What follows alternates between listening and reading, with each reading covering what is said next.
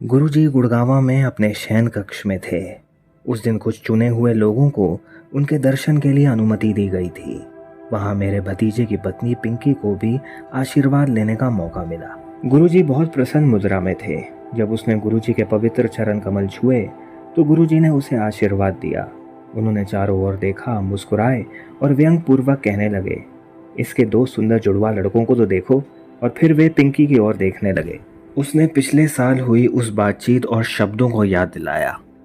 क्या मेरे भाग्य में संतान नहीं है? क्या मैं कभी माँ नहीं बन पाऊंगी?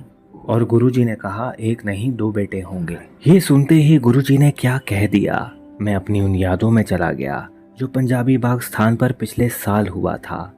वो पल याद आ गया जब मैं बैठा हुआ था कि स्थान पर पिंकी बहुत ही दुखी मूड में मेरे पास आई और पूछने लगी, मेरी किस्मत में क्या है? क्या मुझे कभी बेटा नहीं होगा? मैंने उसकी बात सुनी, उसे देखा और कहा था, एक नहीं तुम्हें दो बेटे होंगे।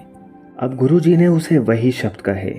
मैं अपने और गहरे विचारों में चला गया और थोड़ा हैरान हो गया कि यही शब्द तो मेरे द्वारा पिछले साल कहे गए थे। उनका दोहराना बिल्कुल उन्हीं शब्दों को इस बात की पुष्टि करता है कि वे गुरुजी ने ही कहा था।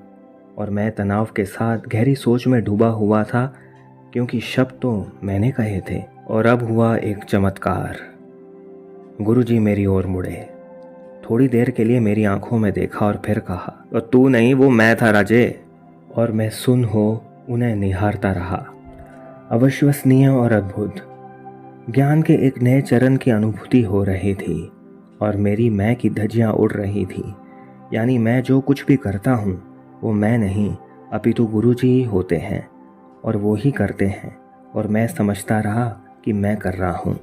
कमाल है, ये सारा कार्य गुरुजी द्वारा किया और निर्देशित था और मुझे पता तक नहीं चला। आफरीन गुरुजी, आफरीन।